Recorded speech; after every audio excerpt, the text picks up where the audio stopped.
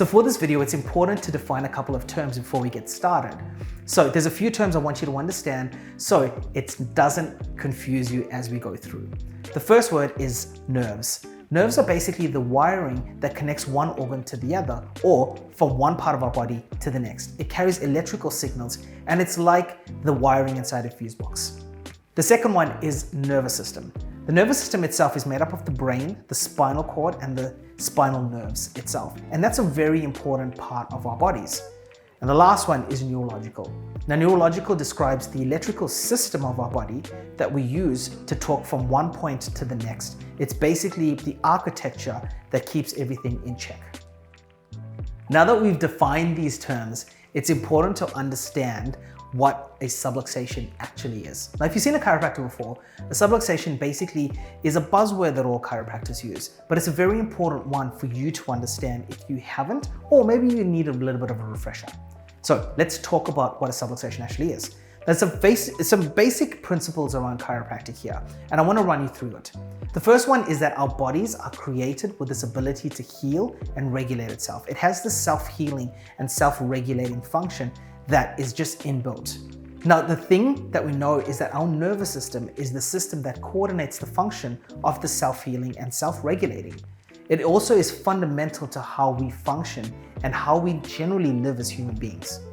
The third one is that there can be interferences which develop within this nervous system that causes the body to not heal and not regulate the way it was designed to, and in some cases can actually stop it. And this is fundamentally what a subluxation actually is. So where does chiropractic come into it? Well, the chiropractic adjustment is the thing that fundamentally changes that interference. It clears it up. It makes it nice and clear for the brain to now use that nervous system to heal and regulate itself. And that ultimately is what transforms us back to the self-healing, self-regulating machine that it was always designed to be. So let's talk about structural versus neurological view of how the body works. Now, often we can look at the view of the body and think that it's just a structural piece. And we used to look at that in chiropractic for such a long time. In actual fact, this structural view is what fueled chiropractic, what ultimately caused chiropractic to become very, very popular. Because we thought that the spine itself and the way it moved actually had a very important impact to how the body expressed its function. And that is exactly true. But as we've gotten so much more advanced with technology and so much more in depth with understanding the neurology of our body, we now understand that there's actually a neurological expression to how our bodies actually work. And what this means is it means that the nerves and the structure of our body are actually interlaced together. They are both integrated together and you can't separate them. What we've now understood is that the nerve irritations that we've developed in the body actually causes a problem with how the information is being sent to the brain. Now, in a structural view, we would think about it like a hose pipe. We would be watering the garden and somebody steps on the hose pipe and all of a sudden the water at the end just stops, right? That's the most simplistic view to how chiropractic actually works. But the truth of the matter is it's neither the most all-encompassing way of looking at it, or neither is it the most accurate way of looking at it. It's not incorrect, but it isn't the most complete picture. This is what we've understood with neurology, is that the actual nerve irritations that we develop are actually part of our lifestyle. This can be part of physical, chemical, emotional stresses, even to a degree spiritual stresses as well. And this ultimately results in a nervous system not working the way it should, and the messages that the brain sends gets sent up to the brain from the body is actually unclear. And the body then reacts in an aberrant way or a dysfunctional way. That is how this whole process actually works. Does it negate everything that we thought about in the past and everything that we've learned about the body?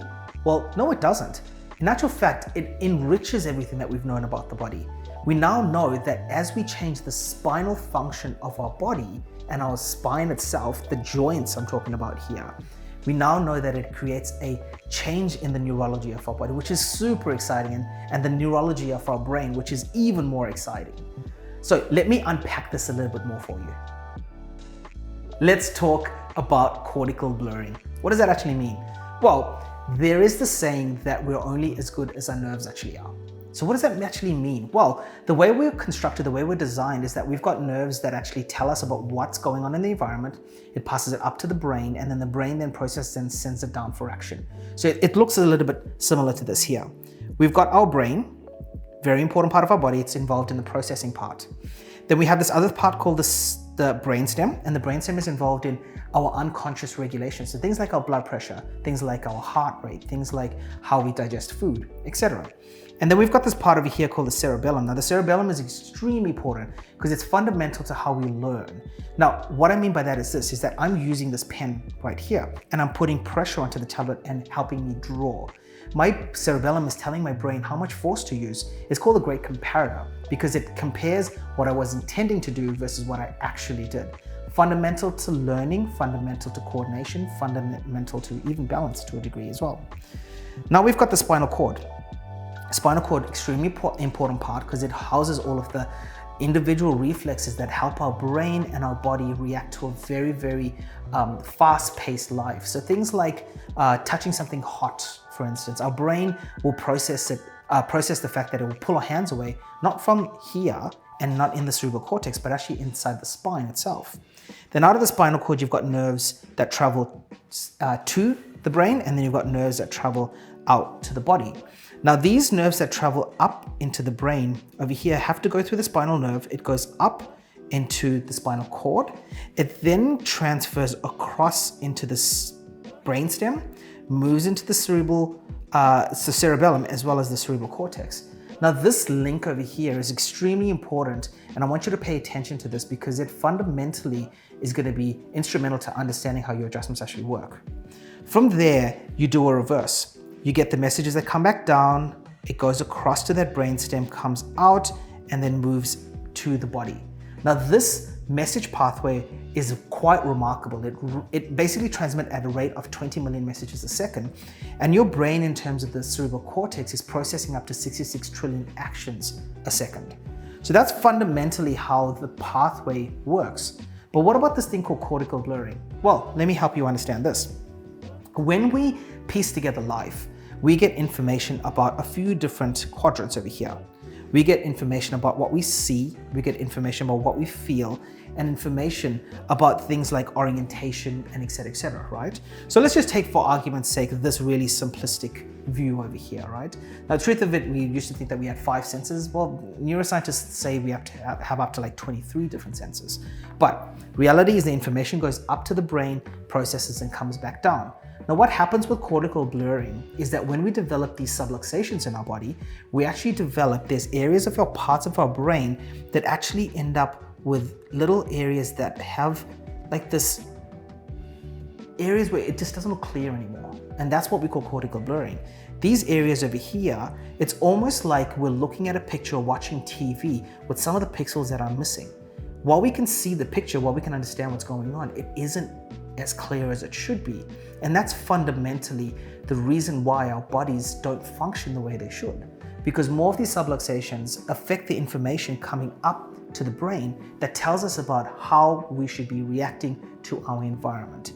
Now, that in essence gives the brain faulty information, and then the brain then can't understand how to react properly. It's only reacting on the information it's given. It's not reacting to stuff that it isn't given.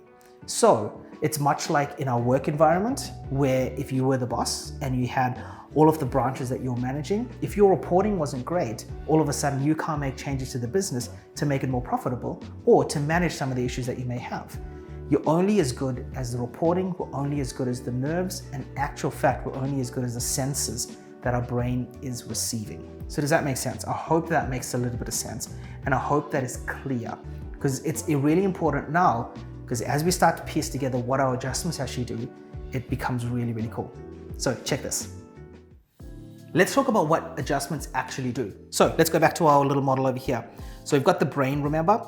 We've got our brain stem, we've got our cerebellum, we've got our spinal cord, and in between each of these are these bones or these vertebrae. Out of them comes the nerves that go up to the brain, and then there's nerves that go out to the body. Now, what happens is that when we end up with these sensory problems or these subluxation issues, guess what happens to the joints? The joints actually start to get stiffer and they actually physically move a little bit out of where they should be. Now, does it mean that it's stuck in a way? No, it isn't. It means that as our bodies are moving, as it's articulating, as it's bouncing, there's these areas that are just gluey. They just don't work the way they should. And what it's doing is it's constantly providing this irritation to the nerve, and it's also providing this irritation to that blurring in the brain that we talked about, right? Now, what your adjustments actually do, it's a way of providing force into the spine that's very controlled. Now, we can do this with a little activator, we can do it with our hands, we can do it with a table, we can do it with even stimulating some of the pathways around in your body to create this effect where we are now ramping the messages back up to the brain and taking care of this irritation that exists in this particular area here. Now, this is fundamental to understand because there are extremely important and beneficial things that happens after we adjust you. The benefits of your adjustments are actually quite amazing. Now, if we go back to some of the research that we saw in the 60s and the 70s and the 80s, we knew that when we adjusted the spine, it created changes in how the body functioned. But only recently have we really understood why that's the case. And I want to take you through some of the benefits of what chiropractic adjustments have on our health.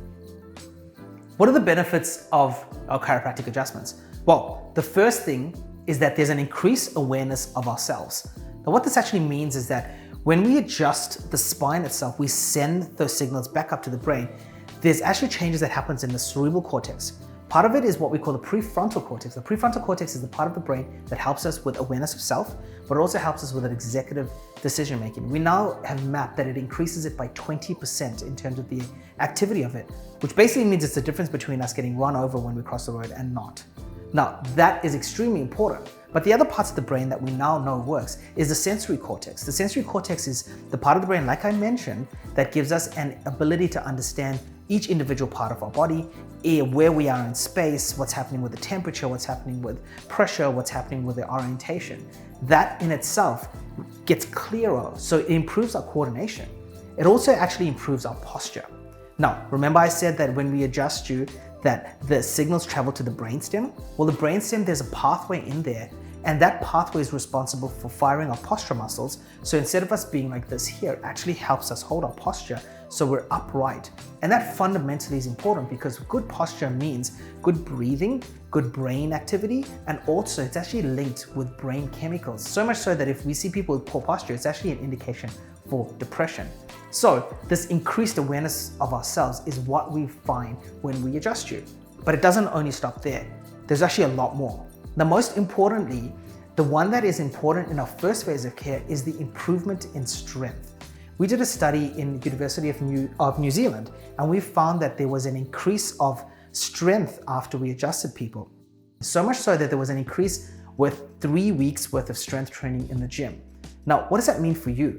Well, how this basically works is that as we adjust you, we not only have an awareness of what's happening in the area so we don't re-injure it, but also what we notice is that we actually are using your muscles more effectively to move you properly, to help your posture stay upright, and more importantly, to get you performing well, not only in a sporting environment, but also in just everyday life. Now, how this works is that the messages travel up, hits those sensors of the brain, and then the brain actually improves the amount of muscles it can actually fire off. And that's where we see this motor cortex improvement. Now, this is extremely exciting and it's extremely important, particularly if you're a sport person or a professional athlete, because most of the time, most professional athletes will always have a chiropractor on their team, and this is the reason why it's the case. The next one that we have is the improvement to your learning capacity. Now, what do I mean by this? This is very important. Remember I talked about the cerebellum. The cerebellum was involved in the ability for us to learn, and also it's called a great comparator. Now, we see this often with children. We know that a child's brain will develop to 80% of its size between the ages of 0 to 3. Their neural connections that they develop is up to 1,000 trillion neural connections. And as an adult, we actually have 500 trillion connections. So our brain goes through this thing called neurological pruning over time, which means that we're better at doing shorter and smaller things than we were when we were younger. But the cerebellum is the part of the brain that helps build that architecture. So you have a child who has things like birth trauma or maybe falls and bumps and etc. And this nervous system is not actually primed for life. It's not functioning at its 100%. So not only do they not have a good awareness of what the environment looks like, but also the brain in terms of the cerebellum can't actually compute everything. So it slows down the ability for the body to learn, but also for the body to develop the way it was supposed to. And this is highly tied in with developmental delays that we see with children.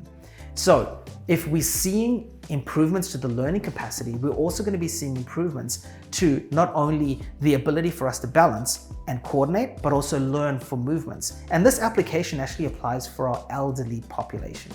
We now know that the reason why it's fundamental to be adjusting people in our elderly community is fundamentally to help them stop falling. It's to prevent falls from happening. Because as we fall, we run the risk of actually injuring the body in a way that unfortunately becomes harder to heal as we become older. So reducing falls in elderly is very much involved in that ability for one, coordination, but two, learning as well. Now, the next part of what our adjustments do is very important, and I am really excited about this because it now shows that our chiropractic adjustments have been able to change what we call the autonomic nervous system. Now, many of us have heard about this fight-flight system or rest and digest system. We also have heard about like this gut-brain connection as well. Now, all of it is all linked with this autonomic nervous system because the autonomic nervous system is fundamentally the system that helps us regulate our unconscious behaviors and our unconscious functions. It's also the reason why we have a thing called sympathetic dominance in our society, meaning that our systems are so much more stressed out than ever was before. And chiropractic is a fundamental piece to fixing that problem. Because what we're doing is we're now helping the autonomic nervous system inside the spinal cord, inside the brain, become more relaxed, to learn how it is to find that even balance point again. So we see changes now with the gut brain. We see changes with how people in terms of their gut are working. So issues and challenges such as IBS or digestive problems or maybe inflammatory bowel issues all benefit from having a clear and well-functioning nervous system. We also see changes with people's emotional states as well. Now that we know that the part of the brain that is involved with our brain chemical regulation is being changed, we now see that people are clearer, they're less hormonal, the hormonal system is actually able to balance things off properly. So no issues with things like estrogen and testosterone dominance and etc. So our teenage type of demographic that we see who are having troubles with school, having troubles with hormonal balances, having troubles with things like just a stressed out system, all benefit from chiropractic adjustments. Now, the last one, which is very exciting, is actually the improved circulation to the brain. Now, this is exciting because this is actually linked with one of the most fundamental problems that we have within our society. And that is that our brain chemicals keep changing as we become more stressed and also as our systems become more and more dysfunctional. We now know that as we adjust the spine and also work on the cranium itself, it not only improves the circulation around the brain, but also helps each of those lobes that are responsible for giving us the ability to function well. We actually think there's about 180 different senses and sensory parts of the brain. That's all hinged on working together. And if the cranium is not working together and the spine's not working together, guess what's going to happen? It's not going to function at its peak. That's why the improved circulation to the brain is such an important part to our fundamental health. In actual fact, it allows and makes sure that our brain becomes healthy and stays healthy. Now, this is the fundamental thing behind aging. It's the reason why as we get older, we become neurologically less healthy than we used to be, less switched on. But if we can keep that brain healthy, then actual fact, we live longer. We see this all the time through society. As soon as our heads change, as soon as our headspace change and our brains change, all of a sudden we start becoming less healthy and we start declining in life. So a healthy brain and good circulation is part and parcel of not only longevity, but also a great benefit of our adjustments. So in essence, the science of the adjustments is very, very, very key. it's important for you to understand it because it's something that we're going to be using in each of the phases of as we take you through our program. It's fundamental in phase 1, but it is so much so is fundamental for every part of the phases that we go through, as well as a strategy that is so important to maintaining your health. Remember that improved neurological awareness and improved neurological expression is fundamental to making us get to that point where we're healthy and staying there so we can live a fully functional life that lasts a long time. So I hope you got a whole bunch out of this, and I know there's a lot of science stuff in here, so make sure you pause it, go back, review some stuff, and really grasp a hold of what we're actually doing. You take care.